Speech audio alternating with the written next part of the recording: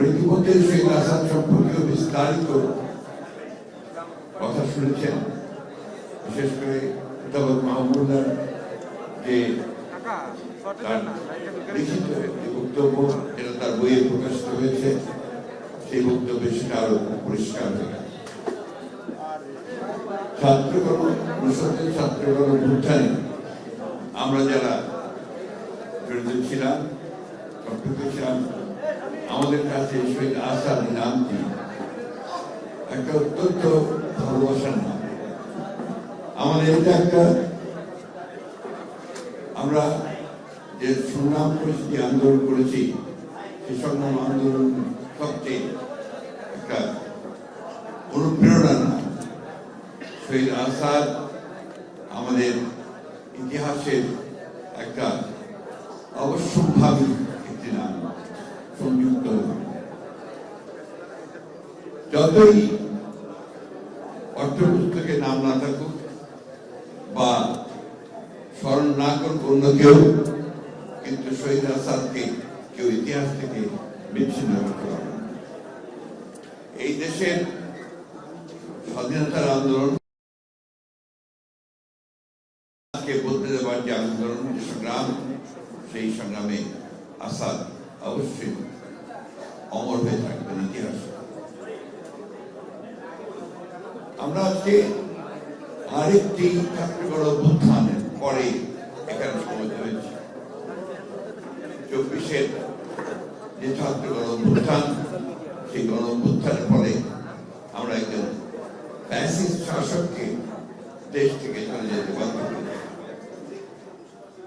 69-এর গণতান্ত্রিক অভ্যুত্থানে তৎকালীন সামরিক শাসক আইয়ুব খানকে চলে যেতে বাধ্য করা হয়েছে। কিন্তু যে কথাগুলো অনেক বক্তাই বলেছেন যে আমরা আমাদের সেই শিক্ষক যে লক্ষ্য, সেই লক্ষ্য আমরা পূরণ করতে পারি।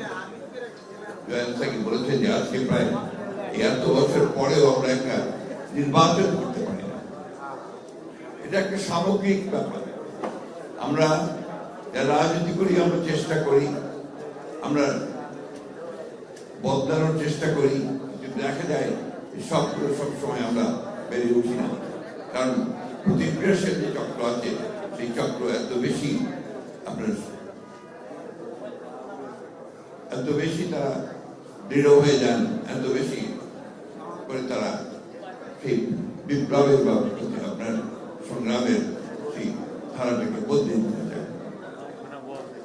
আজকে শহীদ আসাদ প্রাসঙ্গিক এই জন্য যে আমরা যে ফ্যাসিস্টদের বিরুদ্ধে দীর্ঘ সংগ্রাম করেছি, 15 বছর লড়াই করেছি, এবং সব শেষে আমরা একটা বিজয় অর্জন করেছি। সেই বিজয়ের মধ্যে দিয়ে আমরা সামনে যে দিনগুলোকে আশা করছি, প্রত্যাশা করছি, সেই দিনগুলো যেন আমাদের সেই স্বপ্নগুলোকে যারা প্রাণ দিয়েছে তাদের স্বপ্নগুলোকে যেন বাস্তবায়িত করতে পারে, এটাই হচ্ছে আমাদের প্রত্যাশা। আজকে অনেক কথা উঠছে বিভিন্নভাবে, এবং সেই কথাগুলো এমন ভাবে বলা হচ্ছে যাতে করে তর্ক, অনেক নতুন নতুন তর্ক সৃষ্টি করা হচ্ছে। আমরা সোজা কথায় যেটা বুঝি, সাধারণ মানুষ যেটা বোঝেন, যে পরিবর্তনের পরে তারা একটা গণতান্ত্রিক রাষ্ট্র, সেই গণতান্ত্রিক রাষ্ট্রে তারা তাদের অধিকারটাকে ফিরে যান, তারা যেন তাদের মোটা ভাত, মোটা কাপড় পরে থাকতে পারেন, সাধারণ মানুষ তারা যেন ভোটের অধিকারটা পান, তারা কথা বলার অধিকার পান, এবং তাদের সন্তানেরা যেন লেখাপড়া শিখতে পারে, তারা যেন একটা সুন্দর একটা সমাজ, যে সমাজে দুর্নীতি থাকবে না, যে সমাজে অন্যায় থাকবে না, যে সমাজে মানবিক মূল্যবোধ থাকবে, যে সেখানে ন্যায় বিচার থাকবে, সেই ধরনের একটা সমাজ তারা চান। কিন্তু সবসময় আমরা সেটা পাই না, যে কথা আমি আগে বলেছি, দুঃখিত। আমাদের সামনে যে বিষয়গুলো সে এখন দাঁড়িয়েছে, একটা কথা আমি সবসময় বলি, যে কথা বললে আমার অনেক সমালোচনা হয়। আমি বলি যে নির্বাচনটা দ্রুত হওয়া দরকার। কেন বলি এই কথাটা? আমি মনে করার চেষ্টা করছি, কারণ আমি বিশ্বাস করি যে নির্বাচন, যেটা থেকে আমরা প্রায় 15 বছর বঞ্চিত, এই নির্বাচনের মাধ্যমে আমাদের জনগণ তারা তাদের প্রতিনিধিকে নির্বাচিত করবার একটা সুযোগ পাবে। Design, elegance, beauty, সেরা পণ্য সবার জন্য। জেভিকো। এখন এখানে জোর করে যদি সেই বিষয়টাকে আপনার একটু বিতর্কিত করে ফেলা হয়, তাহলে জনগণ আবার তাদের সেই অধিকার থেকে বঞ্চিত হবে। এবং আমাদের যে অভিজ্ঞতা, সেই অভিজ্ঞতা আমরা দেখেছি যে এই ধরনের নির্বাচন যদি দ্রুত না হয়, সময় ক্ষেপণ করা হয়, তাহলে সেখানে অন্যান্য শক্তিগুলো মাথা চালা দিয়ে উঠতে থাকবে এবং তখন জনগণের যে চাহিদা, সেই চাহিদা থেকে তারা পুরোপুরিভাবেই বঞ্চিত। আমরা এই কথা বারবার বলতে চাই যে নির্বাচনে কে আসবে সেটা গুরুত্বপূর্ণ নয়, কিন্তু জনগণের অধিকারটা প্রতিষ্ঠিত হবে, সেটার জন্য কিন্তু আমরা লড়াই করেছি দীর্ঘ 15 বছর। আমি সেই কারণেই বলেছি যে এই সময়টা আমাদের দরকার। সত্যিকার অর্থে আমরা বর্তমান যে অন্তর্বর্তীকালীন সরকার আছে, সেই সরকারের কাছে আমাদের প্রত্যাশা অনেক।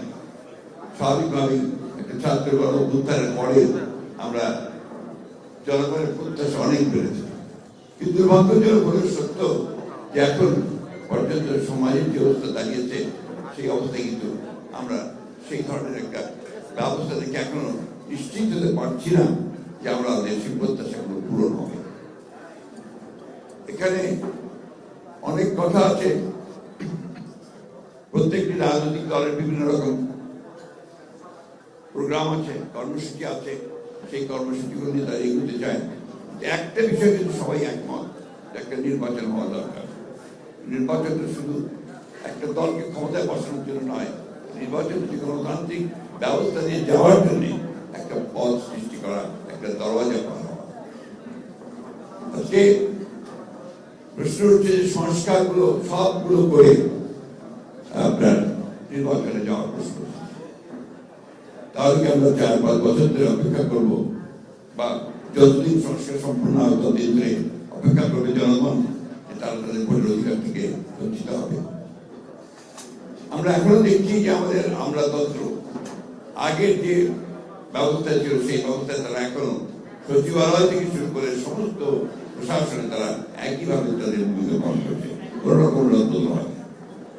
বিশ্ববিদ্যালয়গুলোতে লেখাপড়া প্রায় বন্ধ হয়ে গেছে, স্কুল কলেজগুলোতে সেই ধরনের লেখাপড়া হচ্ছে না, স্বাস্থ্য ব্যবস্থা প্রায় ভেঙে পড়েছে। এগুলো অতীত থেকেই এসছে, এখন সেগুলো পরিবর্তনের এত অল্প সময় সম্ভব নয়, কিন্তু আমরা সেই পরিবর্তনগুলো চাই। সেই কারণে আমরা বলেছি যে নির্বাচন দ্রুত হওয়া দরকার।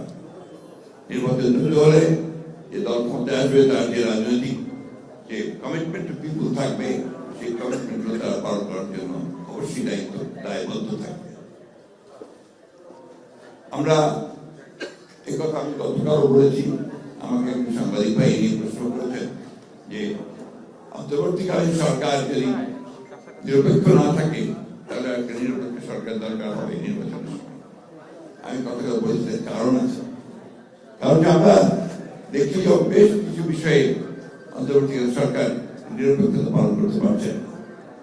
আমি তাই অনুরোধ করব, আমি প্রত্যাশা করব, আমরা আশা করি যে অন্তর্বর্তীকালীন সরকার তারা সেই নিরপেক্ষতা পালন করবেন এবং দেশে যে সংকট আছে, সেই সংকট থেকে দেশকে মুক্ত করার জন্য তারা কাজ করবেন। আসাদের মৃত্যু, জহির সাইদের শাহাদাত বরণ এবং আরো অসংখ্য মানুষের জীবনদান ৭১ সাল থেকে শুরু করে, তার আগে থেকে শুরু করে যে দান একটা সত্যিকার অর্থে গণতান্ত্রিক রাষ্ট্রের জন্য, সেটাকে যদি সত্যিকার অর্থেই আমাদের অর্থবহ করতে হয়, তাহলে আমাদের যে প্রয়োজন হবে যে ন্যূনতম বিষয়গুলোতে আমাদের ঐক্যবদ্ধ হওয়া।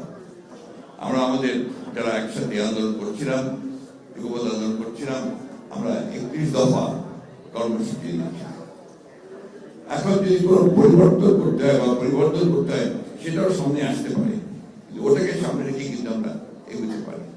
যা আমি মনে করি যে আমাদের এই ন্যূনতম যে সংস্কার হচ্ছে নির্বাচন কেন্দ্রিক, সেই সংস্কারগুলো করেই আমাদের দ্রুত নির্বাচনের পথে যাওয়া উচিত এবং নির্বাচনের মধ্য দিয়ে যে সরকার বেরিয়ে আসবে, তাদের দায়িত্ব হবে এখানে আমরা পুরোপুরিভাবে সেই সংস্কার কমিটমেন্ট আমাদের আছে, কমিটমেন্ট, সেই কমিটমেন্টকে বাস্তবায়িত করা, জনগণের প্রত্যাশাকে পূরণ করা।